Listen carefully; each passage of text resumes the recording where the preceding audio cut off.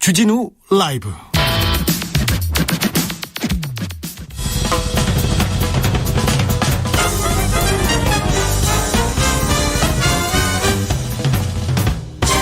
훅 인터뷰.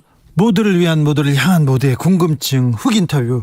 국민의힘 경선 룰이 정해졌습니다. 역선택 방지 빼고 본선 경쟁력을 넣었습니다.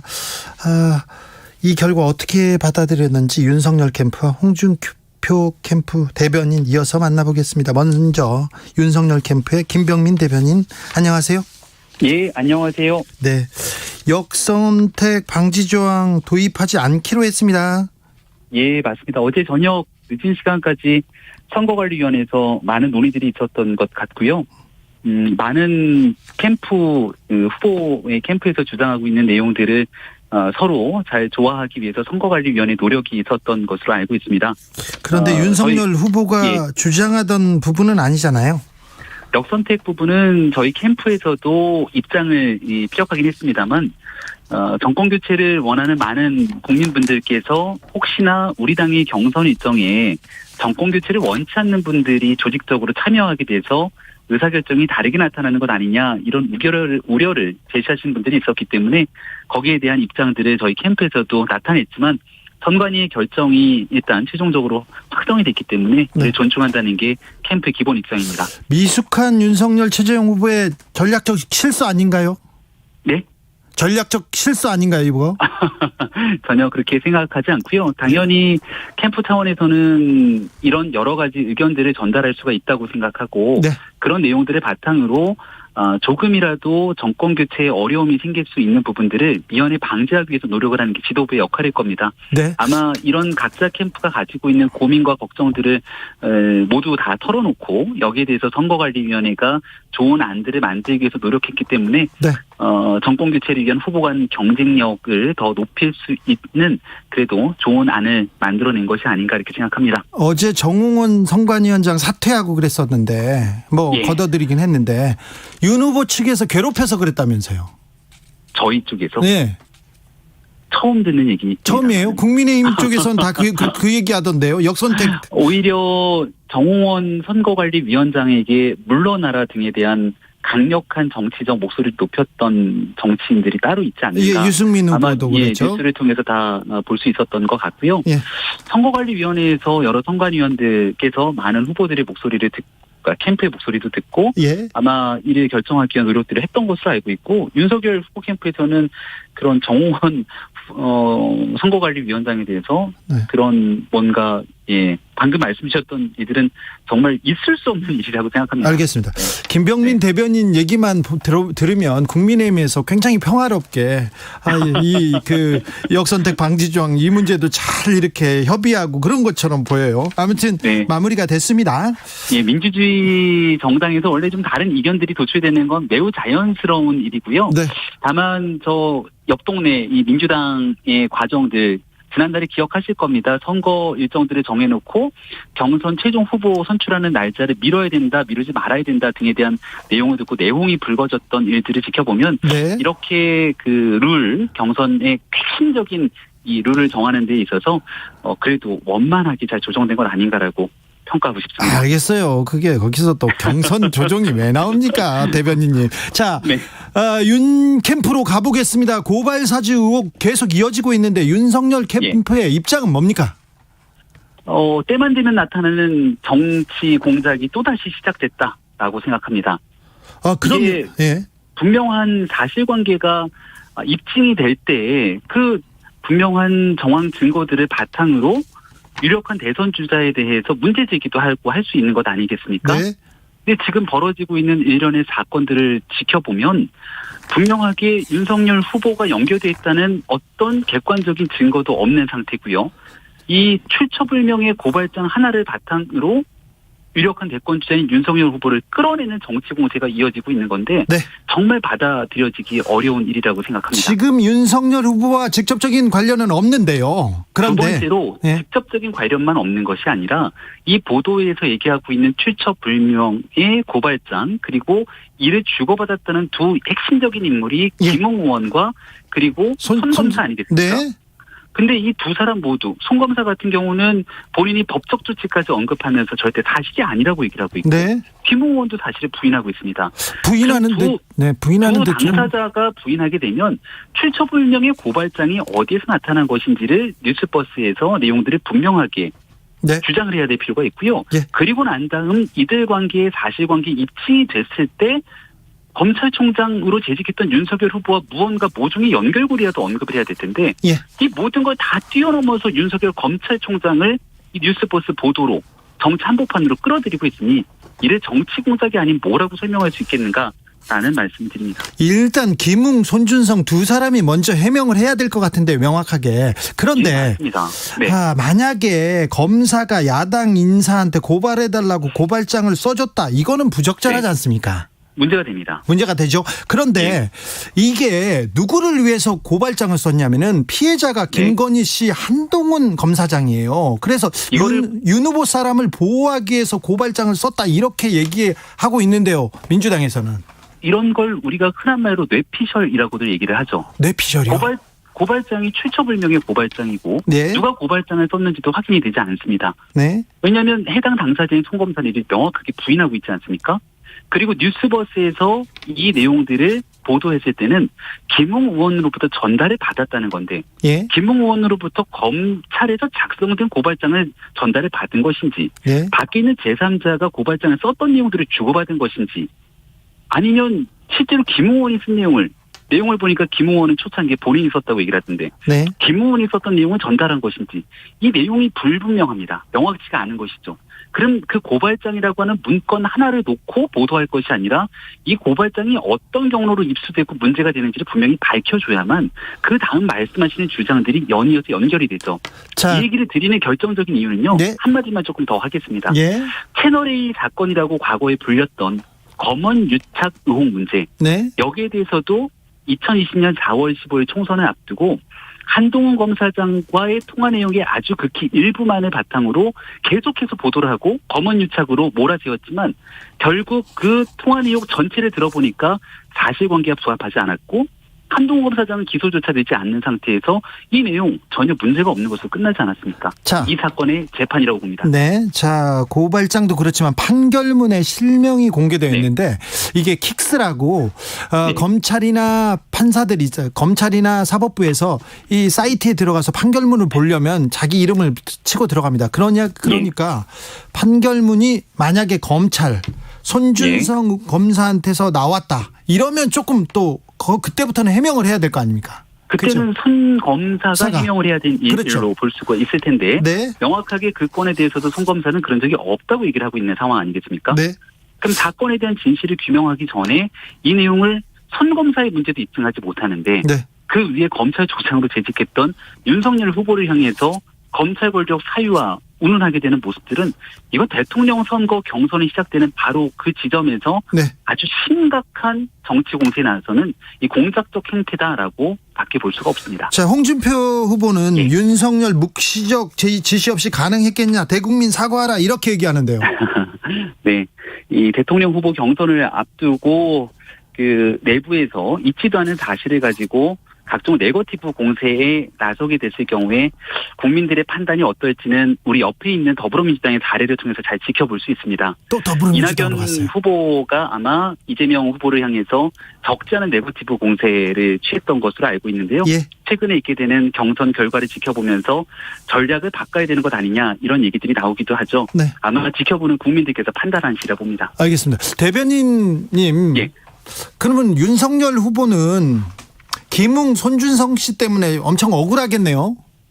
지금 매우 억울할 수밖에 없는 상황이죠. 왜냐하면 매우, 이 내용에 대해서 잘못이 있다고 먼저 뉴스버스가 보도를 하고 나서 그 보도의 타겟이 잘못된 사람들이 향해야 되는데 느닷없이 대통령 선거에 임하고 있는 유력한 대권 주자를 향해서 바로 직행을 하고 있거든요. 네, 억울하다. 그렇죠. 네.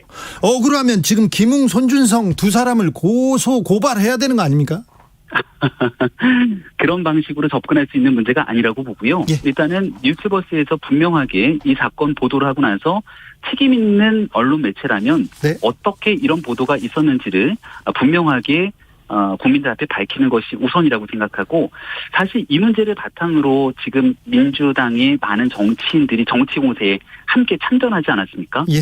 근데 제가 앞서 말씀드렸던 검언유착 사건이 사실이 아닌 것으로 드러났으면 그 뒤로 이와 대깔꼬마니처럼 정반대편에 있는 것이 바로 권언유착 사건입니다. 네. 혹시 권력이 이러한 잘못된 언론 보도에 개입한 것 아니냐는 그 사건 벌써 1년째 수사가 지지부진 끌고 있는 일들인데요. 알겠습니다. 이런 일들에 대해서 분명한 조치들이 있고 난 다음 알겠습니다. 사건에 대한 순차적인 정리가 되면 좋겠다는 생각입니다. 마지막으로 이거는 다른 문제인데요. 윤석열 후보 혹시 농지 소유하고 있습니까? 검찰총장으로 재직하면서 고위공직자로 재산을 다 공개했기 때문에 네. 거기에 대해서는 이미 들여다보시면 충분하게 모든 재산을 투명하게 볼 수 있습니다. 윤석열 후보의 가족은요? 가족에 대한 이 내용들이 그대로 재산 공개 상황에 나와 있죠. 아니 근데 부부인까지 나오는데 네. 뭐 부친이나 뭐 장인 장모나 뭐 이쪽은 네. 거기에 대한 내용들까지는 그 재산 공개에서는 안 나왔죠. 네. 독립 생계를 유지하고 있는 경우에는 나오지는 않고 있습니다. 네. 네. 다음 시간에 물어볼게요. 오늘 말씀 감사합니다. 네. 네, 고맙습니다. 홍준표 후보의 상승세는 어디에서 기인하는지 홍준표 캠프로 가보겠습니다. 여명 대변인 안녕하세요. 네, 안녕하세요. 네, 바쁘시죠? 예, 아무래도 그렇습니다. 홍준표 후보의 지지율 상승세 심상치 않습니다. 캠프에서는 어떻게 보고 있습니까? 예, 우선 추석 즈음이라 예상한 골든크로스를 벌써 달성해서 힘을 받고 있는 한편 네. 또 이렇게 뭐 상승세를 타고 있을 때 더 잘해야겠다 하고 캠프 구성원 모두가 약간 삼가하는 마음으로 이렇게 임하고 있는 중입니다. 캠프는 좀 고무됐군요. 근데 당내에서도 홍준표가 대세야 이러면서 좀 당내 기류가 좀 흔들리는 게 보입니까? 예, 뭐 곳곳에서 당원들의 지지 선언이 이어지고 있고 특히 저희가 지금 출마 선언 직후부터 9월 10일까지 각 지역에 지구당을 방문하고 있는데 지역 사무소에 방문했을 때 분위기가 아주 좋습니다. 아, 좋습니까? 네. 아까 김병민 윤석열 캠프 대변인이 홍준표 후보 이낙연 후보처럼 네거티브 하다가 어떻게 되는지 좀 봐라 이렇게 얘기하던데 그 부분 어떻게 생각하세요? 글쎄요. 저는 저희 후보가 네거티브를 하고 있다고 전혀 생각을 하지 않고 있고요. 예. 이번 저희의 선거는 또 이 선거에 임하는 홍준표 후보의 자세는 정책 선거를 목표로 하고 있고 뭐라고? 죄송합니다. 정책 선거. 정책 선거? 예, 아무래도 대선 재수에 임하고 있는 만큼 정책으로 가겠다. 네.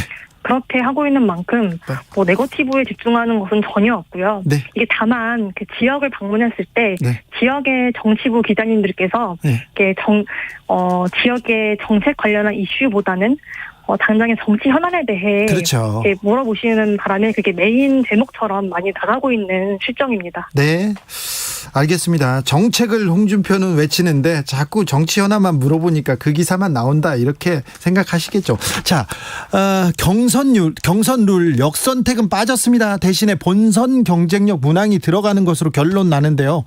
홍 후보 만족하십니까?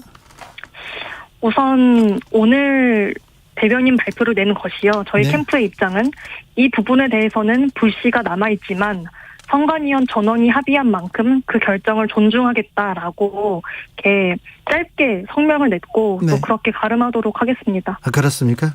네. 선관위가 국민의힘 선관위가 윤석열 후보 편든다 이렇게 생각했습니까? 이 홍 캠프에서는? 아니요. 그거보다는 우선 경선준비위원회가 이미 룰을 확정 지은 것이 있고 저는 사실 역선택 조항 논란이 역대 선거마다 크고 작은 선거마다 있어 왔는데 이럴 정도로 과열이 되는 건 사실 처음 보는 거거든요. 이 정도로 싸울 일인가? 예, 그 과정에서 아마 선관위 입장에서도 힘든 점이 많았겠지만 저는 뭐 앞으로는 공정하게 뭐 그런 오해가 되지 않도록 공정하게 경선을 관리해 줄 것을 이렇게 바라고 믿고 주문하고 있습니다. 윤석열 후보의 고발 사주 의혹에 대해서 본인은 지금 정치 공작 프레임이다 이렇게 강하게 부인하고 있는데 홍준표 후보 측에서는 어떤 입장이십니까? 우선 국민의힘 대표 주자 중 하나지 않습니까? 예. 당에 끼칠 나쁜 영향을 또 타 후보에게도 그것을 고려해서 윤석열 후보가 직접 그 진위 여부와 입장을 밝혀야 한다는 생각을 갖고 있습니다. 네. 지금 당에 지금 그리고 또 후보의 경선 레이스에 악영향을 미치고 있다고 이렇게 보시는군요. 우선 경쟁자이긴 하지만 같은 국민의힘 후보이지 않겠습니까? 네. 그래서 한 후보가 뭐 전방위적인 어쨌든 사실로 드러났을 때 정말 엄중한 실책을 저지른 게 있으면 그게 다른 후보들과 국민의힘이라는 당 전체에 나쁜 영향을 주는 건 사실이죠. 아, 그렇습니까? 네. 봉화마을에 내려가서 2002년 노무현처럼 이렇게 했는데 2002년 네. 노무현처럼 뭘 어떻게 하신답니까? 그 선거의 추세를 말하고 있는 것인데 네. 왜 그때 노무현 당시 후보께서도 네. 이렇게 국회의원들 별로 없이 이렇게 홀로 경선을 준비하면서 젊은 세대에 정말 뭐 돌풍으로 그렇게 역전승을 해서 결국 대통령 후보가 됐고 네. 대통령까지 됐다. 그리고 그때 당시에 선배들 말을 들어보니까 난 당시에 대학생이었고 나는 보수였지만 네. 왠지 한나라당은 나 같은 서민의 입장을 이해할 수 없을 것 같아서 보수지만 노무현 대통령을 찍었다라는 예. 말들을 많이 해주더라고요. 네. 저는 지금 상황이 반대라고 생각을 합니다. 네. 우선 노무현 후보와 마찬가지, 당시 후보와 마찬가지로 우리 홍준표 후보 역시 지금 국회의원들 별로 없이 임했는데 네. MZ세대에서 돌풍이 일어나고 있지 않습니까? 아, 그래요? 예. 그 돌풍을 에너지원으로 삼아서 정말 노무현 신화, 2002년의 노무현 신화를 이렇게 다시 재현해 보겠다. 네. 네, 라는 그런 뜻이었습니다. 알겠습니다. 근데 당내 의원들도 좀 움직입니까? 돕겠다고? 그거는 대표님께서 후보님께서 네. 물밑으로 접촉 중인 것으로 알고 있습니다. 우선 저희는 정말 실무자 위주로 돌아가는 캠프거든요. 네. 이렇게 효율적인 캠프는 없을 거예요. 알겠습니다. 예. 여명 대변인 처음에 홍준표 후보를 돕겠다고 했을 때 주변에서 네. 뭐라고 했어요? 요즘은 좀 달라졌죠? 예, 요즘은 많이 달라졌죠. 어떻게 해요? 요즘은 왜 유행하는 구호가 있지 않습니까? 어떤? 그 MZ세대에서 무야홍이라는 무야홍. 네, 무야홍, 무조건 야권 대통령은 홍준표라는 그 단어인데, 네. 그걸 뜬금없이 지인들이 보내주면서 화이팅 힘내라고 보기 네. 좋다. 네. 그 정도 반응입니다. 알겠습니다. 지금까지 홍준표 캠프의 여명 대변인이었습니다. 말씀 감사합니다. 네, 감사합니다.